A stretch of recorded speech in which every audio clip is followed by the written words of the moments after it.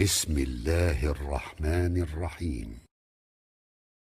برما dinimiz yüreğimizde yan bolaylyň. Birme dinimize ihlas edeýliň.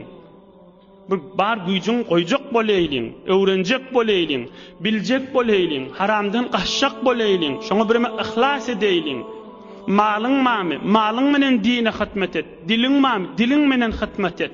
Allah kuwatyň menen et, berekellaň menen et. Mızahımçılığı qattandan ayırmak bilen dinimizi birme gayratly bolaylyň. Ey jawan dost, wagtymyz geçip barýar.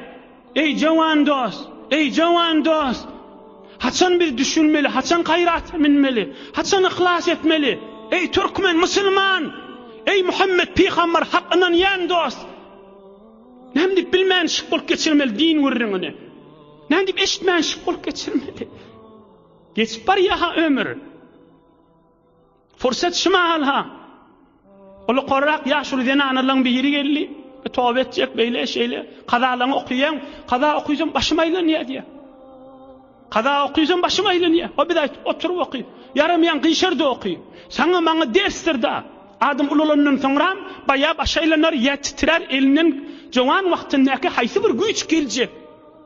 Haýsy bir güýç geljek. Qazasyna yaramandy. Öz bergisine yaramandy. Qazasyn başyma aýlanýar, hunjan ýykylyp barýan. Emma sen müňgedek galla otur, namaz oky, gudratyň artar, başyň aýlanarmy?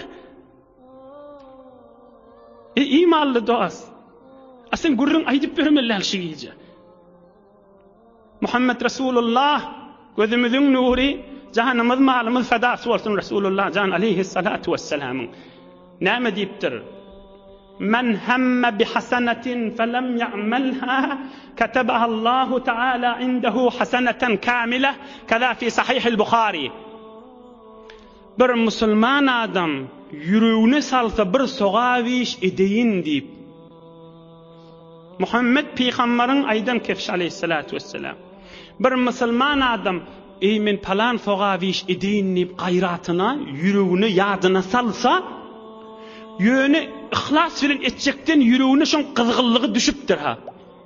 Yöne ýene şoň etip bilmäni galýe. Şol gayraty sebepli, şol yüreğine şo sogabyň ışqy düşenligi sebepli de Allah Taala şoňa bir sogap kamil ýazýar diýipdir. Şo sogaby etmese de ha. Edenden soňra näme? Etsoň ihlasyna bara näçe beraber Erhamur Rahimin ýasy öz ihtiýaryna da Allah Taala. Emma şol bir ihlas edip men falan iş istimda diýip bir ýadyna salsa, sogap ýazyldy da şoňa diýär. Sahih-ul Bukhari'de var Resulullah'ın aydan sözü. Yani bizi, yani seni meni Muhammed Resulullah teşvik et diye, gayrat et. Yöne gayrat edip yüreğine düşenni da Hudaý sana sogap ýazyp nur ýazyp bereket ýazyp dünya ahiretine rahmet ýazyp. Yani musulman adam we haşi öz zindigi hususymda, haşi öýümde, erhiliğin arasında, dogunçuklamın arasında, ya mahallamizde, ya dehret sancak guslumda, nizafatımda, ya bazarlarda, ya mahallelerde, ya etiqadi zatlarda, ya ahlaki zatlarda, ya ameli zatlarda, ya cenayi zatlarda men Allah'ın hükmünü, ulanaz, Allah'ın hükmünü yerin yüzünde yürüyor ýaly.